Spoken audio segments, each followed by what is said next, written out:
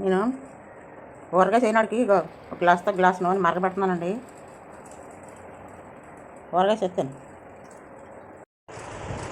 ఇంకో నేను ఇప్పుడు ఆవకాయకి ముక్కలు కొడతానండి. ఇంకో ఆరు మామిడికాయలు ఈ ముక్కలు కొడతాను. అన్ని కడిగి శుభ్రంగా తుడిచాను. తొడలు లేకుండా తొడలు తీయించాను. ఈ తడి లేకుండా శుభ్రంగా తుడుచుకోవాలా, తడి ఉండకూడదు. ఇవన్నీ శుభ్రంగా నీళ్ళు కొట్టించి తుడుచుకోవాలండి. ఇందులో జీడి ఉంటుందా, ఈ జీడి కూడా శుభ్రం తీసుకోవాలి. మొక్కలకి తడి ఉందంటే ఆవకాయ పాడైపోతే ఇంకా శుభ్రం తుడిచాను మొక్కలు.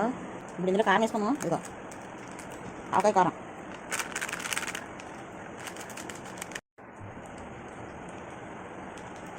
ఇప్పుడు జీలకర్ర పొడి వేసుకున్నాం. ఇదిగో జీలకర్ర పొడి, ఇది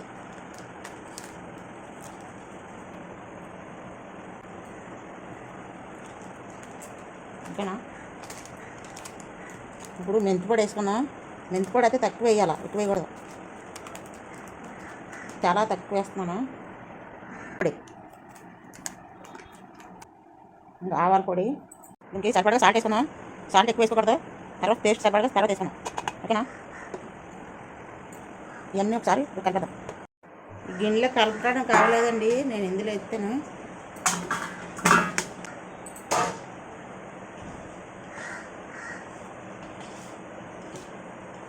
ఎత్తాను.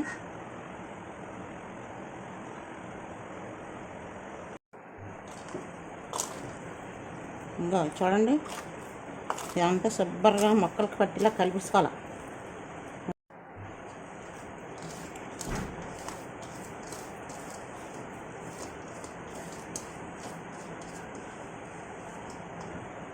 చూసారా,